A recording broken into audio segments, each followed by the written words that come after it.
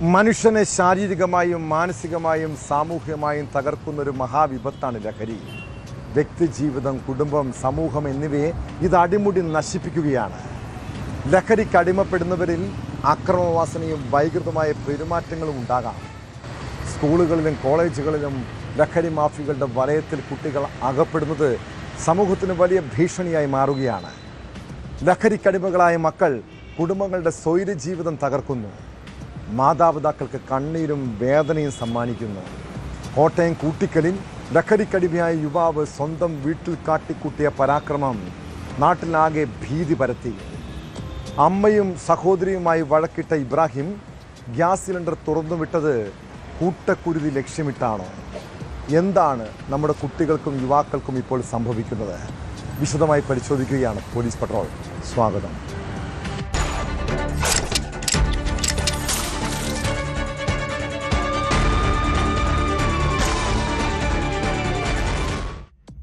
നമ്മുടെ നാട്ടിലെ നിരവധി വീടുകളിൽ മക്കളെക്കുറിച്ചോർത്ത് കണ്ണീര് കുടിക്കുന്ന മാതാപിതാക്കളുണ്ട്.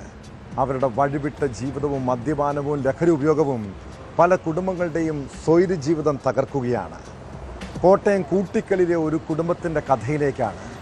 ലഹരിക്കടിമയായ യുവാവ് വീട്ടിൽ കലഹമുണ്ടാക്കുന്നത് പതിവ്. രാവിലെ മുതൽ പ്രശ്നങ്ങൾ തുടങ്ങും. മാതാപിതാക്കളെയും സഹോദരങ്ങളെയും ഉപദ്രവിക്കും. രാവിലെ അമ്മയുടെയും സഹോദരിയുടെയും നിലവിളി ശബ്ദം കേട്ട് നാട്ടുകാർ ഓടിക്കൂടിയപ്പോഴേക്കും കണ്ടത് വീട്ടിൽ പരാക്രമം കാണിക്കുന്ന ഇബ്രാഹിമിനെയാണ്.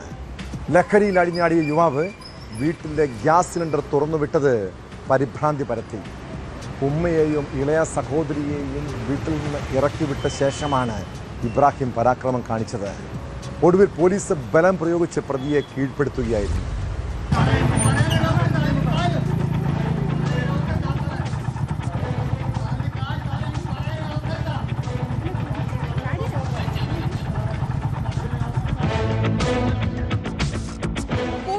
കരിപ്പായിലാണ് സംഭവം. ഇബ്രാഹിം എന്ന യുവാവാണ് ലഹരി ഉപയോഗിച്ച ശേഷം അതിക്രമം കാട്ടിയത്. വീടിനുള്ളിലെ 2 ഗ്യാസ് സിലിണ്ടറുകൾ തുറന്നുവിട്ട ഇയാൾ പരിഭ്രാന്തി പരത്തുകയായിരുന്നു. രാവിലെ മുതൽ വീട്ടിൽ ബഹളമായിരുന്നുവെന്ന് അയൽവാസികൾ പറയുന്നു. ബഹളം സഹിക്കാൻ കഴിയാതെ വന്നതോടെ ഇബ്രാഹിമിന്റെ മാതാവും ഇളയ സഹോദരിയും വീട് വിട്ടിറങ്ങി. ഇതോടെ യുവാവ് ഗ്യാസ് കുറ്റികൾ തുറക്കുകയായിരുന്നു. വിവരമറിഞ്ഞെത്തിയ മുണ്ടക്കയം പോലീസും കാഞ്ഞിരപ്പള്ളി ഫയർഫോഴ്സും ചേർന്ന് ഇയാളെ അനുനയിപ്പിക്കാൻ ശ്രമിച്ചെങ്കിലും യുവാവ് കീഴടങ്ങാൻ തയ്യാറായില്ല. തുടർന്ന് പോലീസ് ബലം പ്രയോഗിച്ചാണ് പ്രതിയെ കസ്റ്റഡിയിലെടുത്തത്.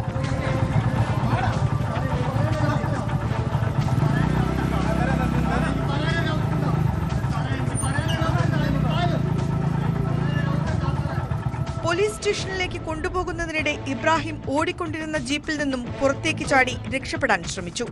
റോഡിലേക്ക് ചാടിയ ഇയാൾക്ക് നിസ്സാര പരിക്കുകൾ സംഭവിച്ചിട്ടുണ്ട്. വീണ്ടും പിന്തുടർന്ന് പിടികൂടിയാണ് ഇബ്രാഹിമിനെ സ്റ്റേഷനിലെത്തിച്ചത്. പ്രതിയുടെ അറസ്റ്റ് രേഖപ്പെടുത്തിയതായി പോലീസ് അറിയിച്ചു.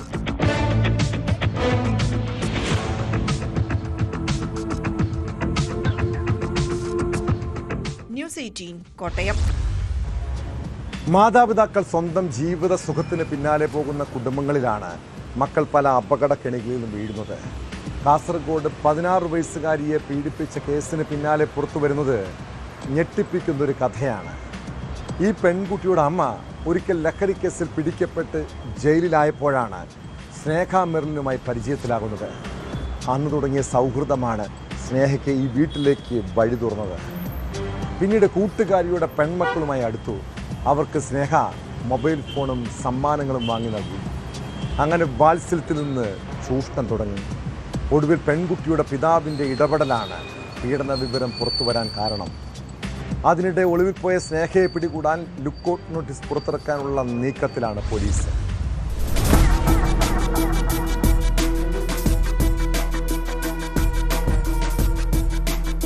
മേൽപ്പറമ്പ് പോലീസ് സ്റ്റേഷൻ പരിധിയിൽ 16 വയസ്സുകാരിയെ പീഡിപ്പിച്ച കേസിൽ അന്വേഷണം ഊർജിതമാക്കി പോലീസ്. സംഭവത്തിൽ നിരവധി പോക്സോ കേസുകളിലെ പ്രതിയായ സ്നേഹ മെറിലിനെതിരെ കൂടുതൽ വിവരങ്ങൾ പുറത്ത്. ലഹരി കേസിൽ അകപ്പെട്ട് കണ്ണൂർ ജയിലിൽ കഴിഞ്ഞിരുന്ന പെൺകുട്ടിയുടെ മാതാവുമായുള്ള സൗഹൃദമാണ് സ്നേഹ മെറിലിനെ ഈ കുടുംബത്തിലേക്ക് എത്തിക്കുന്നത്. ഇതിനായി താനൊരു കള്ളക്കേസിൽപ്പെട്ട് അകത്ത് വന്നതാണെന്ന് വിശ്വസിപ്പിച്ച മെറിലിൻ മാതാവ് വഴിയാണ് കുടുംബത്തിന്റെ വിശ്വാസത നേടിയെടുത്തത്. പീഡനത്തിനിരയായ പെൺകുട്ടിക്കും ഇവരുടെ സഹോദരിക്കും സ്നേഹ മൊബൈൽ ഫോൺ വാങ്ങിക്കൊടുത്തിരുന്നു. ഇതുവഴി സഹോദരിയെയും സ്നേഹ ലക്ഷ്യമിട്ടെന്നാണ് പോലീസ് സംശയിക്കുന്നത്. തന്റെ കുടുംബത്തെ സ്നേഹ മെർലിൻ ചൂഷണം ചെയ്യുന്നതായും കുട്ടികൾക്ക് ഫോൺ വാങ്ങി നൽകി വഴിതെറ്റിക്കുന്നതായും ചൂണ്ടിക്കാട്ടി പോക്സോ കേസിൽ അറസ്റ്റിലാവുന്നതിന് 4 ദിവസം മുൻപ് പിതാവ് മേൽപ്പറമ്പ് പോലീസിൽ നേരിട്ടെത്തി പരാതി നൽകിയതായി പറയപ്പെടുന്നു. എന്നാൽ സ്നേഹ മെർലിനെ സംരക്ഷിക്കുന്ന രീതിയിലാണ് പോലീസ് പെരുമാറിയതെന്നും പരാതി സ്വീകരിച്ചെങ്കിലും റെസിപ്റ്റ് നൽകാൻ തയ്യാറായില്ലെന്നും ബന്ധുക്കൾ ആരോപിക്കുന്നു. പിന്നീട് SP ഓഫീസിൽ നേരിട്ടെത്തി പരാതി നൽകിയതിനു ശേഷമാണ് റെസിപ്റ്റ് നൽകാൻ തയ്യാറായതെന്നും കുടുംബം ആരോപിക്കുന്നു. പിതാവിന്റെ അറസ്റ്റിന് ശേഷം കേസിൽ മെർലിനെ കൂടി അന്വേഷണ വിധേയമാക്കണമെന്നാവശ്യപ്പെട്ട് ജില്ലാ പോലീസ് മേധാവിക്ക് നേരത്തെ കൃത്യമായി പരാതി നൽകിയിരുന്നെങ്കിലും പോലീസ് അത് ഗൗരവത്തിനെടുത്തില്ലെന്നും കുടുംബം പറയുന്നു.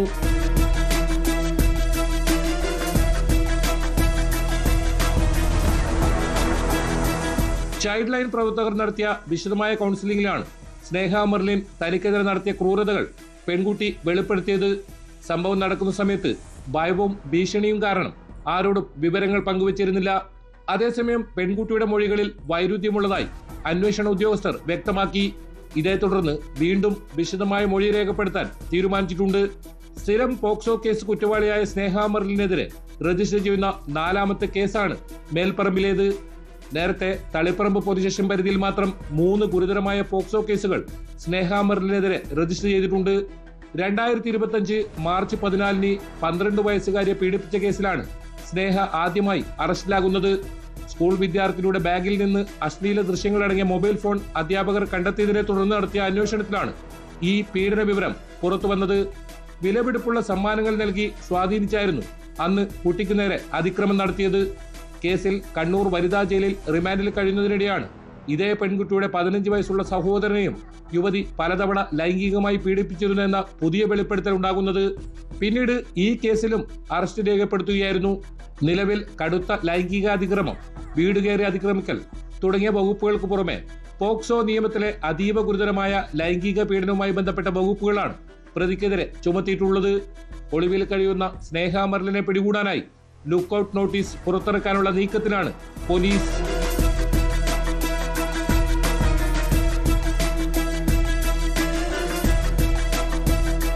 KB Baiju, news 18, Kasaragod. Honey ട്രാപ്പുകാരെ സൂക്ഷിക്കണം കേട്ടോ. സോഷ്യൽ മീഡിയ വഴി പരിചയപ്പെട്ടും പ്രണയക്കെണിയിലൂടെയുമാണ് പലരും ചതിയൊരുക്കുന്നത്. കാസർഗോഡ് ചീമേനിയിൽ സ്റ്റുഡിയോ ഉടമയെ ഹണി ട്രാപ്പ് വഴി ബ്ലാക്ക്മെയിൽ ചെയ്ത് 20 ലക്ഷത്തോളം രൂപയാണ് തട്ടിയെടുത്തത്. കേസിൽ മുഖ്യപ്രതി ചെറുവത്തൂർ സ്വദേശി സുൽഫിക്കറിനെ പോലീസ് അറസ്റ്റ് ചെയ്തു. സ്റ്റുഡിയോ ഉടമയുടെയും തലശ്ശേരിയിലെ യുവതിയുടെയും നഗ്ന വീഡിയോ ദൃശ്യങ്ങൾ പുറത്തുവിടുമെന്ന് ഭീഷണിപ്പെടുത്തിയായിരുന്നു തട്ടിപ്പ്. സംഭവത്തിൽ കൂടുതൽ പേർ പ്രതിപട്ടികയിൽ ഉൾപ്പെടുമെന്നാണ് പോലീസ് നൽകുന്ന വിവരം. അതേസമയം കേസിലെ 2ാം പ്രതി ബൈജുവിനായി പോലീസ് അന്വേഷണം ഊർജിതമാക്കിയിട്ടുണ്ട്.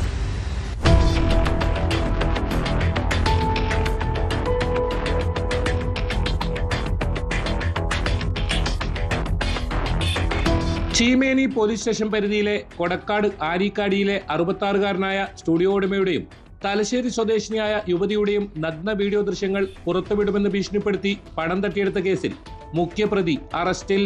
ചെറുവത്തൂർ കൈതക്കാട് സ്വദേശി A. സുൽഫിക്കറാണ് അറസ്റ്റിലായത്. അസീസ് എന്ന വ്യാജ പേരിലാണ് പ്രതി സ്റ്റുഡിയോ ഉടമയിൽ നിന്ന് ഇത്തരത്തിൽ പണം തട്ടിയത്. ഇയാളെ കൂടാതെ കേസിൽ ബൈജുവും പ്രതിയാണ്. തലശ്ശേരി സ്വദേശിനിയായ യുവതിക്കൊപ്പമുള്ള നഗ്ന ദൃശ്യങ്ങൾ കുടുംബാംഗങ്ങൾക്കും നാട്ടുകാർക്കും അയച്ചു കൊടുക്കുമെന്ന് ഭീഷണിപ്പെടുത്തി 20 ലക്ഷത്തോളം രൂപ തട്ടിയെന്നാണ് പരാതി.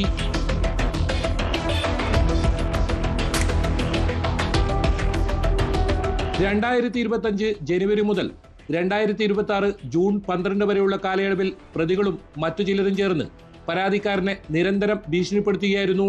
തുടർന്ന് ഗൂഗിൾ പേ വഴിയും ചെക്ക് മുഖേനയും നേരിട്ടും പലതവണകളായി പണം കൈപ്പറ്റിയ സംഘം 20 ലക്ഷത്തോളം രൂപ തട്ടിയെടുത്തെന്നാണ് പരാതിയിൽ പറയുന്നത്.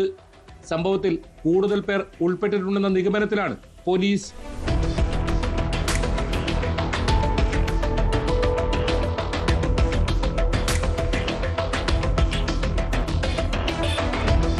ന്യൂസ് 18, കാസർഗോഡ്. നടിയാക്രമണ കേസിൽ സംവിധായകൻ ബാലചന്ദ്രകുമാറിന്റെ വെളിപ്പെടുത്തൽ ഏറെ നിർണായകമായിരുന്നു. രോഗാവസ്ഥയിൽ പോലും ധീരതയോടെ പോരാടിയ വ്യക്തിയാണ് അദ്ദേഹം.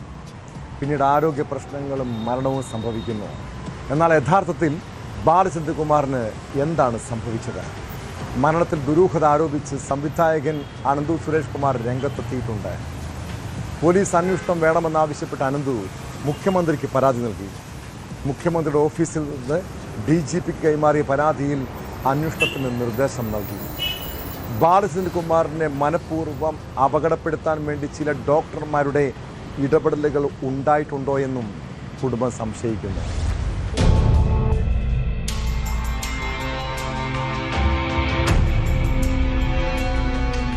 കിഡ്നി സ്റ്റോണുമായി ബന്ധപ്പെട്ട ചികിത്സയ്ക്ക് തിരുവനന്തപുരം SUT ആശുപത്രിയിൽ പ്രവേശിപ്പിച്ച ബാലചന്ദ്രകുമാർ പിന്നീട് മരണത്തിന് കീഴടങ്ങുകയായിരുന്നു.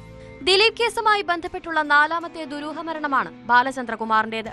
ചികിത്സാ പിഴവ് വരുത്തിയ ഡോക്ടർക്ക് നടൻ ജയറാമുമായി ബന്ധമുണ്ടെന്നും അനന്തു സുരേഷ് ആരോപിച്ചു. ബാലചന്ദ്രകുമാറിനെ നോക്കിയ ആ യൂറോളജിസ്റ്റ് ശിവരാമകൃഷ്ണൻ എന്ന് പറയുന്നത് നടൻ ജയറാമിന്റെ ബന്ധുവാണെന്നാണ്. ഈ കേസുമായിട്ട് ബന്ധപ്പെട്ട്, അതായത് പ്രമുഖ നടൻ ദിലീപ് 8ാം പ്രതിയായിരുന്ന ഈ കേസുമായി ബന്ധപ്പെട്ട് നടക്കുന്ന 4ാമത്തെ ദുരൂഹമരണമാണിത്.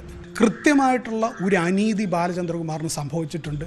ബാലചന്ദ്രകുമാർ കൊടുത്ത തെളിവുകൾ, ബാലചന്ദ്രകുമാർ കൊടുത്ത ഓഡിയോ ക്ലിപ്പുകളിലുള്ള ശബ്ദങ്ങളെല്ലാം ദിലീപിൻ്റെ വേണ്ടപ്പെട്ടവർക്കും ദിലീപിനോട് അടുത്ത് നിൽക്കുന്ന ആളുകളുടേതാണ് എന്ന് തന്നെ ശാസ്ത്രീയമായി തെളിയിക്കപ്പെട്ട റിപ്പോർട്ടുകൾ ഇന്നും കോടതിക്ക് മുമ്പിലുണ്ട്. ബാലചന്ദ്രകുമാറിന്റെ മരണത്തിൽ അന്വേഷണം ആവശ്യപ്പെട്ട് മുഖ്യമന്ത്രിക്ക് ഉൾപ്പെടെ അനന്ത് പരാതി നൽകിയിരുന്നു. പരാതിയുടെ പകർപ്പ് അനന്ത് ഫേസ്ബുക്കിൽ പങ്കുവയ്ക്കുകയും ചെയ്തിരുന്നു. ബാലചന്ദ്രകുമാറിനെ മനഃപൂർവ്വം അപകടപ്പെടുത്താൻ വേണ്ടി ചില ഡോക്ടർമാർ ഇടപെടലുകൾ നടത്തിയെന്ന് ശക്തമായി വിശ്വസിക്കാവുന്ന വിവരങ്ങൾ തനിക്ക് ലഭിച്ചതായാണ് അനന്ത് പറയുന്നത്. കാലിലുണ്ടായ നീരായിരുന്നു ബാലചന്ദ്രകുമാറിൽ കാണപ്പെട്ട ആദ്യത്തെ രോഗലക്ഷണമെന്നും തുടർന്ന് നടന്ന പരിശോധനകളിൽ അദ്ദേഹത്തിന്റെ ഒരു കിഡ്നിയിൽ സ്റ്റോൺ ഉണ്ടെന്ന് കണ്ടെത്തിയെന്നും അനന്ത് ചൂണ്ടിക്കാട്ടി. അത് നീക്കം ചെയ്യുന്നതിനായാണ് ബാലചന്ദ്രകുമാർ ചികിത്സ തേടിയത്. എന്നാൽ രോഗമില്ലാത്ത വൃക്കയിലും സ്റ്റെന്റ് ഇടുന്നതടക്കമുള്ള പിഴവുകളുണ്ടായി. ബാലചന്ദ്രകുമാറിനെ ചികിത്സിച്ച ഡോക്ടർ പിന്നീട് ദീർഘകാല അവധിയെടുത്ത് അമേരിക്കയിൽ പോയതായും അനന്ത് പറയുന്നു. ബാലചന്ദ്രകുമാർ തന്നെ എന്തുകൊണ്ട് അദ്ദേഹത്തിന്റെ കുഴപ്പമില്ലാത്ത കിഡ്നിയിൽ സ്റ്റെന്റ് ഇട്ടു എന്ന ചോദ്യം SUT ഹോസ്പിറ്റലിലുള്ള മറ്റ് ഡോക്ടേഴ്സിനോട് ചോദിക്കുകയും മറ്റ് നഴ്സുമാരോടൊക്കെ ചോദിക്കുകയും ചെയ്ത് ഇദ്ദേഹത്തിന്റെ ഈ പ്രൊസീജിയർ ചെയ്ത ഡോക്ടർ ശിവരാമകൃഷ്ണൻ എന്ന് പറയുന്ന മനുഷ്യനെ നേരിട്ട് കാണാൻ ശ്രമിച്ചപ്പോൾ 3 ആഴ്ചത്തോളം ഈ ശിവരാമകൃഷ്ണൻ എന്ന് പറയുന്ന ഡോക്ടർ അതിൽ നിന്ന് തെന്നിമായി മാറി. ഒരു തരത്തിലും അദ്ദേഹത്തിന് അപ്പോയിൻമെന്റ് കൊടുത്തില്ല. പലതരത്തിൽ ബാലചന്ദ്രകുമാർ ഹോസ്പിറ്റലിൽ എത്തും എന്ന് നേരത്തെ അറിയിക്കുന്ന സമയങ്ങളിൽ ബാലചന്ദ്രകുമാർ അവിടെ എത്തുന്നതിന് തൊട്ട് മുമ്പ്, അതുവരെ അവിടെ ഉണ്ടായിരുന്ന ഡോക്ടർ അതിന് തൊട്ട് മുമ്പ് അവിടെ നിന്ന് മാറിക്കളയുന്ന അവസരം ഉണ്ടായി. 3 ആഴ്ചയ്ക്കകം ഈ ഡോക്ടർ ശിവരാമകൃഷ്ണൻ ലോങ് ലീവ് എടുത്ത് അമേരിക്കയിലേക്ക് പോയി. ഹൃദയ ശസ്ത്രക്രിയയ്ക്ക് ശേഷം ചെങ്ങന്നൂരിലെ സ്വകാര്യ ആശുപത്രിയിൽ ചികിത്സയിലിരിക്കെ 2024 ഡിസംബർ 13-നായിരുന്നു ബാലചന്ദ്രകുമാറിന്റെ മരണം.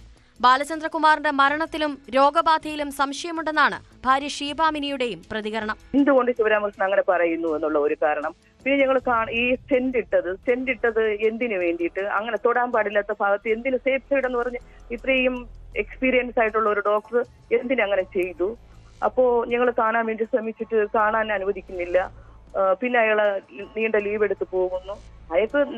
അയാൾക്ക് ഒരു അബദ്ധം പറ്റിയതാവട്ടെ, എന്തായിക്കോട്ടെ, അയാൾക്ക് നമ്മളോട് സംസാരിക്കാമല്ലോ. നമ്മൾ അയാളോട് പോയി ചോദിക്കുമ്പോൾ നമുക്ക് കൺവിൻസ് ആകുന്ന ഒരു മറുപടി അയാൾ തരട്ടെ.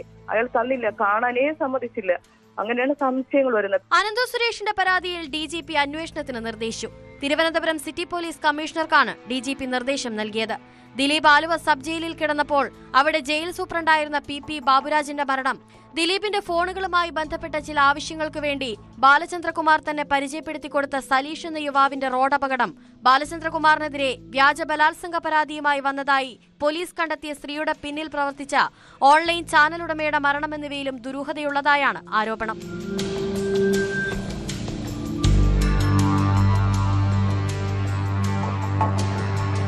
ന്യൂസ് 18 തിരുവനന്തപുരം.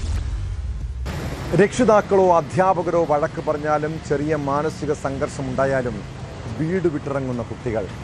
നമ്മുടെ പുതിയ തലമുറയ്ക്ക് ഇപ്പോൾ എന്താണ് സംഭവിക്കുന്നത്? സംസ്ഥാനത്ത് സ്കൂൾ വിദ്യാർത്ഥികളുടെ നാടുവിടൽ തുടർക്കഥയാകുന്നത് ആശങ്കപ്പെടുത്തുന്നുണ്ട്. ഏറ്റവും ഒടുവിൽ കാസർഗോഡ് മഞ്ചേശ്വരത്ത് വ്യത്യസ്ത സംഭവങ്ങളിലായി 2 പെൺകുട്ടികൾ ഉൾപ്പെടെ 4 പേരെയാണ് കാണാതായത്. ഇതിൽ 2 ആൺകുട്ടികളെ ബംഗളൂരുവിൽ നിന്നും കണ്ടെത്തി. പെൺകുട്ടികളെ കണ്ടെത്താനായി പോലീസ് അന്വേഷണം ഊർജിതമാക്കിയിട്ടുണ്ട്.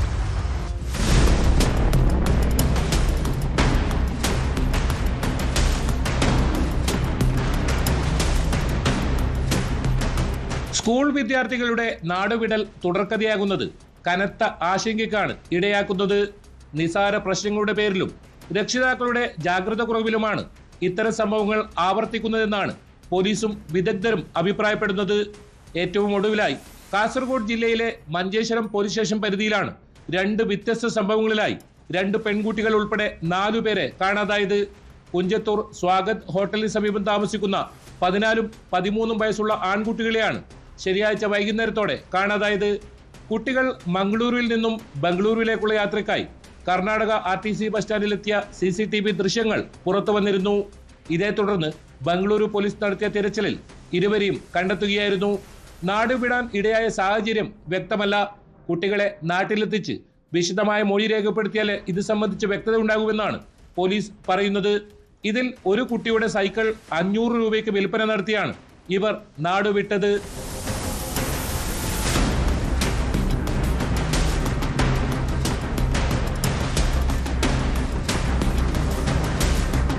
അതേസമയം മറ്റൊരു സംഭവത്തിൽ വോർക്കാടി നീരോളിക്കയിൽ പ്രവർത്തിക്കുന്ന ശ്രീമാത ബാലികാശ്രമം ട്രസ്റ്റിന്റെ ഹോസ്റ്റലിൽ നിന്നും കാണാതായ 2 പെൺകുട്ടികളെ കണ്ടെത്താനായിട്ടില്ല.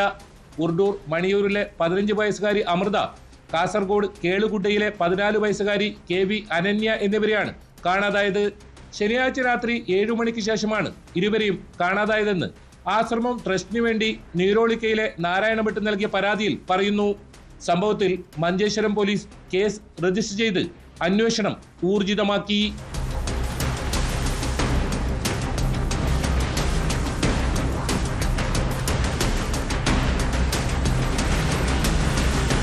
ന്യൂസ് 18 കാസർഗോഡ്.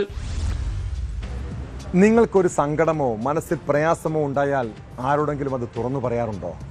സ്ത്രീകൾ പൊതുവെ പ്രശ്നങ്ങൾ ഉണ്ടായാൽ തുറന്നു പറയുകയും സഹായം തേടുകയും ചെയ്യുന്നവരാണ്. എന്നാൽ പുരുഷന്മാർ അത്തരത്തിൽ സഹായം തേടില്ല. അതുകൊണ്ട് തന്നെയാണ് പുരുഷന്മാരിൽ ആത്മഹത്യ കൂടുന്നത്. കൊല്ലം കൊട്ടാരക്കര KSRTC ഡിപ്പോയിൽ ജീവനക്കാരനെ തൂങ്ങിയ മത്സ്യത്തിൽ കണ്ടെത്തിയ സംഭവത്തിന് പിന്നിലും തക്കതായ കാരണമുണ്ടാകും. കുണ്ടറ സ്വദേശിയും കൊട്ടാരക്കര ഡിപ്പോയിലെ ഡ്രൈവറുമായ ബാബുവിനെ ഡിപ്പോയിലെ വിശ്രമ മുറിക്ക് സമീപമാണ് തൂങ്ങിയ മത്സ്യത്തിൽ കണ്ടെത്തിയത്. എന്നാൽ ആത്മഹത്യയുടെ കാരണം വ്യക്തമായിട്ടില്ല.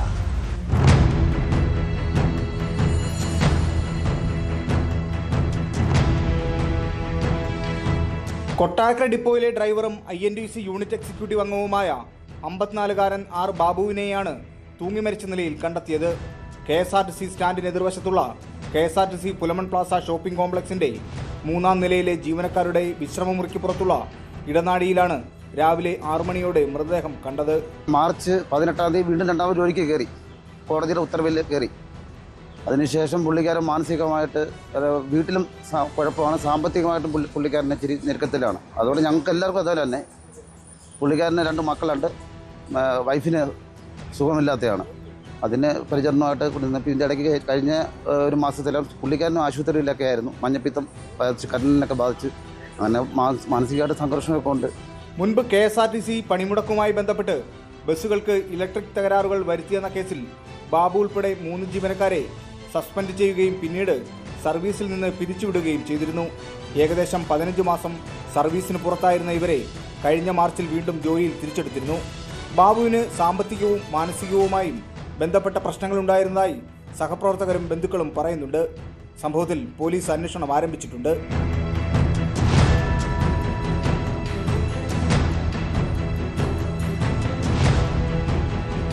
ന്യൂസ് 18 കൊല്ലം. വാഹന മോഷ്ടാക്കളെക്കുറിച്ചുള്ള കുറേ കഥകൾ നമ്മൾ കേട്ടിട്ടുണ്ടല്ലേ? കാറുകളും ബൈക്കുമൊക്കെ മോഷ്ടിക്കുന്നവർക്ക് പല ലക്ഷ്യങ്ങളും ഉണ്ടാകും. എന്നാൽ ഒരു KSRTC ബസ് മോഷ്ടിക്കുന്നത് കൊണ്ട് എന്താണ് പ്രയോജനം? പാലക്കാട് KSRTC ഡിപ്പോയിൽ നിന്ന് ബസ് കടത്തിക്കൊണ്ടുപോകാൻ ശ്രമിച്ച കേസ് പോലീസിനെ ആകെ വട്ടം കറക്കുകയാണ്. പ്രതി ബസ്സുമായി പോകുന്ന CCTV ദൃശ്യങ്ങൾ പുറത്തു വന്നു. സമീപത്തെ കട തകർത്താണ് കള്ളൻ ബസ് ഓടിച്ചു പോയത്.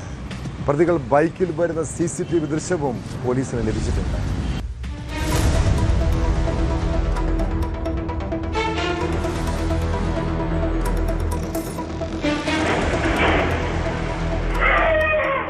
കഴിഞ്ഞ തിങ്കളാഴ്ച പുലർച്ചെയാണ് പാലക്കാട് നഗരത്തെയും KSRTC അധികൃതരെയും ഒരുപോലെ ഞെട്ടിച്ച വിചിത്രമായ സംഭവം അരങ്ങേറിയത്.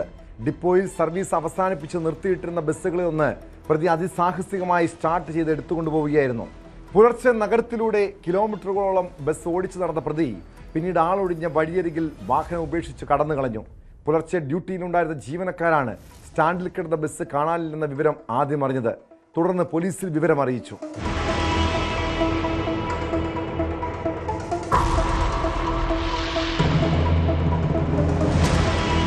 പാലക്കാട് നഗരത്തെക്കുറിച്ചും കൺട്രോൾ റൂം ക്യാമറകളുടെ സ്ഥാനത്തെക്കുറിച്ചും കൃത്യമായ ധാരണയുള്ള വ്യക്തിയാണ് പ്രതിയെന്നാണ് പോലീസ് വിലയിരുത്തൽ.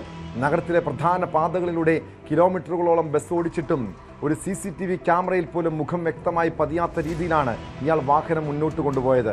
KSRTC സ്റ്റാൻഡിലെ CCTV ദൃശ്യങ്ങൾ പരിശോധിച്ചപ്പോൾ മറ്റൊരു വ്യക്തിക്കൊപ്പം ബൈക്കിലാണ് പ്രതി ഡിപ്പോ പരിസരത്ത് വന്നിറങ്ങിയതെന്ന് കണ്ടെത്തി. ബൈക്കിൽ വന്നിറങ്ങിയ ഇയാൾ യാതൊരു പരിഭ്രാന്തിയുമില്ലാതെ നേരെ നിർത്തിയിട്ടിരുന്ന ബസ്സിനുള്ളിലേക്ക് കയറുകയും വാഹനം സ്റ്റാർട്ട് ചെയ്ത് കടന്നു കളയുകയുമായിരുന്നു. KSRTC ബസ്സുകൾ എങ്ങനെയാണ് സ്റ്റാർട്ട് ചെയ്യുന്നതെന്ന് സാങ്കേതിക വശങ്ങൾ വ്യക്തമായി അറിയാവുന്ന ആളാണ് പ്രതിയെന്ന് ഇതിൽ നിന്നും വ്യക്തം. ജീവനക്കാർ പിന്തുടർന്നതോടെ ബസ് ഉപേക്ഷിച്ച് പ്രതി കടന്നു കളയുകയായിരുന്നു.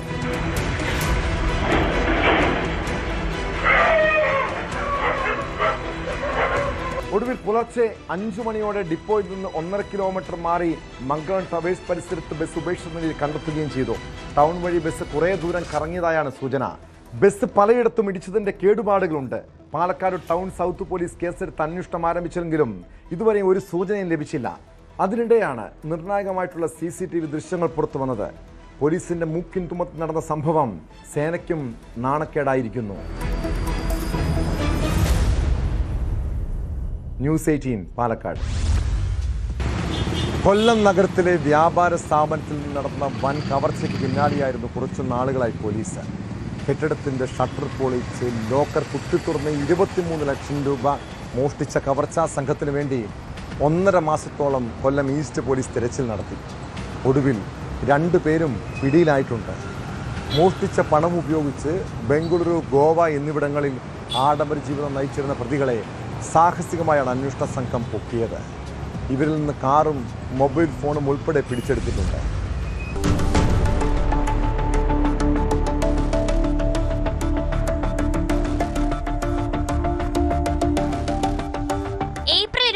പുലർച്ചെ കൊല്ലം ജില്ലാ ആശുപത്രി റോഡിലുള്ള സ്റ്റെയിൻസ് ട്രേഡിംഗ് കമ്പനിയുടെ പിറകുവശത്തെ ഷട്ടർ പൊളിച്ചാണ് പ്രതികൾ സ്ഥാപനത്തിനുള്ളിൽ കടന്നത്. തുടർന്ന് ലോക്കർ കുത്തി തുറന്ന് 20 ലക്ഷം രൂപയും ബില്ലിംഗ് കൗണ്ടറിൽ സൂക്ഷിച്ചിരുന്ന 3 ലക്ഷം രൂപയും ഉൾപ്പെടെ 23 ലക്ഷം രൂപ അപഹരിച്ചു. മോഷണത്തിനിടെ CCTV സംവിധാനവും ബില്ലിംഗ് ട്രേയും നശിപ്പിച്ചതോടെ 25,000 രൂപയുടെ അധിക നഷ്ടവും സ്ഥാപനത്തിന് സംഭവിച്ചു. മോഷണത്തിന് പിന്നാലെ ജില്ലാ പോലീസ് മേധാവി ഹേമലത MIPSന്റെ നിർദ്ദേശപ്രകാരം പ്രത്യേക അന്വേഷണ സംഘം രൂപീകരിച്ച് അന്വേഷണം ആരംഭിച്ചു. നിരവധി CCTV ദൃശ്യങ്ങൾ പരിശോധിച്ച് പ്രതികളെ തിരിച്ചറിഞ്ഞെങ്കിലും അവർ സംസ്ഥാനം വിട്ടതിനാൽ അറസ്റ്റ് വൈകുകയായിരുന്നു.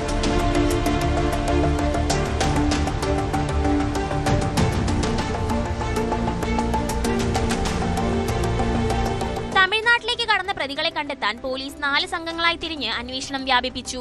കൂടംകുളം കേന്ദ്രീകരിച്ച് നടത്തിയ തിരച്ചിലിനിടയിലും പ്രതികൾ പോലീസിനെ വെട്ടിച്ച് രക്ഷപ്പെട്ടു. തുടർന്ന് തമിഴ്നാട് പോലീസിന്റെ സഹായത്തോടെ വ്യാപക പരിശോധന നടത്തിയ അന്വേഷണ സംഘം പ്രതികൾ നിയമസഹായത്തിനായി കൊല്ലത്തേക്ക് മടങ്ങിയെത്തുമെന്ന വിവരത്തിന്റെ അടിസ്ഥാനത്തിൽ നിരീക്ഷണം ശക്തമാക്കി.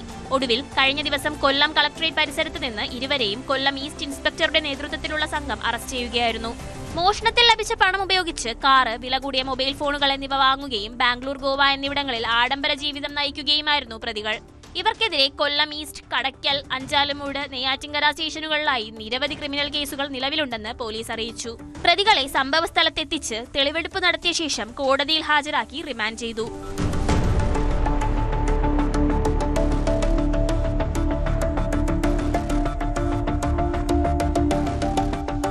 ന്യൂസ് 18 കൊല്ലം. നമ്മുടെ സമൂഹത്തിൽ പല രീതിയിലുള്ള ആളുകളുണ്ടല്ലേ. മറ്റുള്ളവരെ കുറിച്ച് അപവാദങ്ങളും പരദൂഷണവും പറയുന്നവർ. ചിലർക്ക് ഇത്തരം അനാവശ്യ സംസാരങ്ങൾ കേവലം ഒരു നേരം പോക്കും തമാശയുമാകാം. എന്നാൽ ഇത് കുറേ പേർക്ക് മാനസികമായി ബുദ്ധിമുട്ടുണ്ടാക്കുന്നുണ്ട്. വ്യക്തിബന്ധങ്ങളെ തകർക്കുകയും വിശ്വാസം നഷ്ടപ്പെടുകയും ചെയ്യും. നടൻ ടിനി ടോം ഒരു തമാശയ്ക്ക് പറഞ്ഞ കാര്യങ്ങളാണ് ഇപ്പോൾ പരാതിയും നിയമക്കുരുക്കുമൊക്കെ ആയിരിക്കുന്നത്. ടിനി ടോമിനെതിരെ അൻസിബ ഹസൻ നൽകിയ പരാതിയിൽ പോലീസ് നടി നീന കുറുപ്പിന്റെ മൊഴിയെടുത്തു. അമ്മ എക്സിക്യൂട്ടീവ് കമ്മിറ്റി അംഗം കൂടിയായ നീന കുറുപ്പിൻ്റെ വീട്ടിലെത്തിയാണ് കടവന്തറ പോലീസ് മൊഴി രേഖപ്പെടുത്തിയത്. അൻസിബ തന്നെ മതം മാറ്റാൻ ശ്രമിച്ചുവെന്ന ടിനി ടോമിൻ്റെ ആരോപണം വ്യാജമെന്ന് പ്രൊഡക്ഷൻ കൺട്രോളർ രാജീവ് കുടപ്പനക്കുന്നിൻ്റെ മകനും പോലീസിന് മൊഴി നൽകി.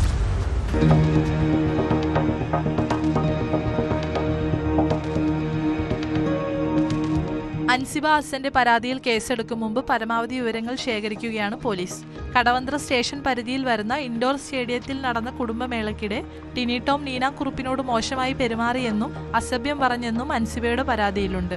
ഇതിൽ ആദ്യം അൻസിബയുടെ മൊഴി രേഖപ്പെടുത്തി. തുടർന്നാണ് നീനയിൽ നിന്നും വിവരങ്ങൾ തേടിയത്. ടിനിക്കെതിരെ മൊഴി കൊടുത്തതായി നീന അറിയിച്ചു. അൻസിബ ഹസൻ തന്നെ മതം മാറ്റാൻ ശ്രമിച്ചുവെന്ന ടിനി ടോമിന്റെ ആരോപണം വ്യാജ പ്രചരണമാണെന്ന് പ്രൊഡക്ഷൻ കൺട്രോളർ രാജീവ് കുടപ്പനക്കുന്നിന്റെ മകനും പോലീസിന് മൊഴി നൽകി. ഫോണിലൂടെയാണ് വിവരങ്ങൾ പോലീസ് തിരക്കിയത്.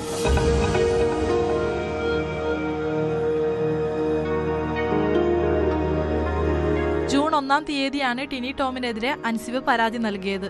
തനിക്കെതിരെ തുടർച്ചയായി ടിനി സൈബർ അധിക്ഷേപം നടത്തുന്നുവെന്നും വർഗീയ പരാമർശങ്ങൾ നടത്തുന്നുവെന്നും അൻസിബ പരാതിയിൽ ചൂണ്ടിക്കാട്ടിയിരുന്നു. തന്റെ കുടുംബത്തെയും ടിനി വേട്ടയാടുന്നു. ടിനിയുടേത് സ്ത്രീത്വത്തെ അപമാനിക്കുന്ന പെരുമാറ്റമാണെന്നും അൻസിബയുടെ പരാതിയിലുണ്ട്.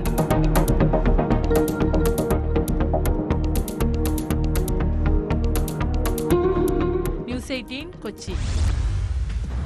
ഒരിടവേളയ്ക്ക് ശേഷം മണ്ണെണ്ണ കരിഞ്ചന്ത വീണ്ടും വ്യാപകമാവുകയാണ്. തമിഴ്നാട്ടിൽ നിന്നാണ് റേഷൻ മണ്ണെണ്ണ കേരളത്തിലേക്ക് കടത്തിക്കൊണ്ടുവരുന്നത്. 1400 ലിറ്റർ മണ്ണെണ്ണയുമായി ഒരാൾ നെയ്യാറ്റിൻകരയിൽ പിടിയിലായി. ഇത് കടത്തിക്കൊണ്ടുവന്ന വാഹനവും എക്സൈസ് കസ്റ്റഡിയിലെടുത്തു. തമിഴ്നാട്ടിലെ റേഷൻ കടകളിൽ നിന്ന് ശേഖരിച്ച മണ്ണെണ്ണ കൊല്ലത്തെ തീരദേശ മേഖലകളിൽ വിൽപ്പന നടത്താനായി എത്തിച്ചതെന്നാണ് വിവരം.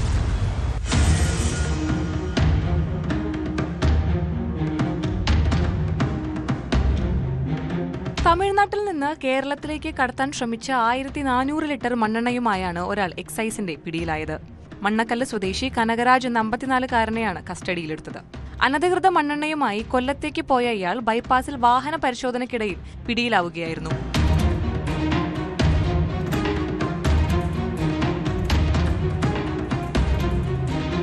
$35 ലിറ്റർ വീതം 40 കന്നാസുകളിലായിരുന്നു മണ്ണെണ്ണ സൂക്ഷിച്ചിരുന്നത്. മണ്ണെണ്ണ കണ്ടെത്തിക്കൊണ്ടുവന്ന വാഹനവും കസ്റ്റഡിയിലെടുത്തു. പിടിച്ചെടുത്തവ തുടർന്ന് GST വിഭാഗത്തിന് കൈമാറി. തമിഴ്നാട്ടിലെ റേഷൻ കടകളിൽ നിന്നുൾപ്പെടെ ശേഖരിച്ച മണ്ണെണ്ണ കൊല്ലത്തെ തീരദേശ മേഖലകളിൽ വിൽപ്പന നടത്തുകയായിരുന്നു ഉദ്ദേശമെന്ന് എക്സൈസ് പറയുന്നു.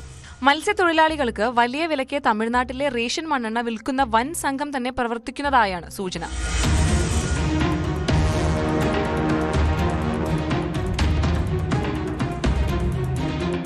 ന്യൂസ് 18 നെയ്യാറ്റിൻകര.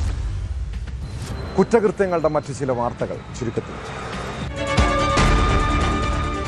ശബരിമല സ്വർണ്ണക്കൊള്ളയിൽ സന്നിധാനത്ത് വീണ്ടും SIT പരിശോധന. പ്രഭാമണ്ഡലം അടക്കമിളക്കി പരിശോധന നടത്തും. കണ്ണൂർ വിമാനത്താവളത്തിൽ വൻ സ്വർണ്ണവേട്ട. 1,66 ലക്ഷം രൂപ വില വരുന്ന 1281 ഗ്രാം സ്വർണവുമായി കസ്റ്റംസ് പിടികൂടിയത് കാസർഗോഡ് സ്വദേശി അബ്ദുൾ റംഷീദിനെ. ഓപ്പറേഷൻ തൂഫാന്റെ ഭാഗമായുള്ള സംസ്ഥാന വ്യാപക റെയ്ഡിൽ 179 പേർ കൂടി അറസ്റ്റിൽ. നിരോധിത ലഹരി വസ്തുക്കൾ കൈവശം വെച്ചതിന് 174 കേസുകൾ രജിസ്റ്റർ ചെയ്തു.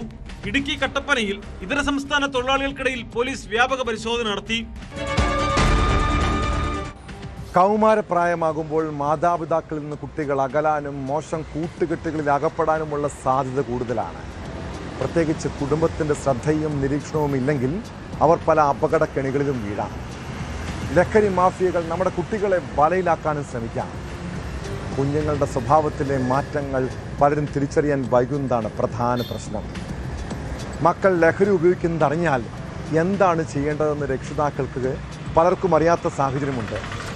ഇത് പുറത്തു പറഞ്ഞാൽ നാണക്കേടാകുമോ എന്ന ആശങ്ക, പോലീസ് അറിഞ്ഞാൽ നിയമ നടപടി ഉണ്ടാകുമെന്ന ഭീതി.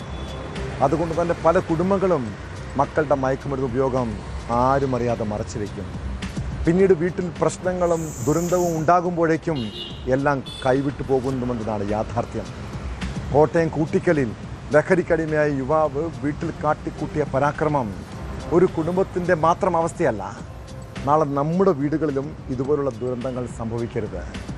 മക്കൾ വഴിതെറ്റിപ്പോകുന്നുവെന്ന് തിരിച്ചറിഞ്ഞാൽ ഉടൻ തന്നെ അവരെ കൗൺസിലിങ്ങിന് വിധേയരാക്കണം. നിയമ നടപടി ആവശ്യമാണെങ്കിൽ പോലീസിനെ അറിയിക്കണം. പിന്നീട് അനിഷ്ട സംഭവങ്ങൾ ഉണ്ടാകുമ്പോൾ ദുഃഖിച്ചിട്ട് കാര്യമില്ല കേട്ടോ. ഇതോടെ പോലീസ് പട്രോൾ പൂർണ്ണമാകുന്നു. നമസ്കാരം.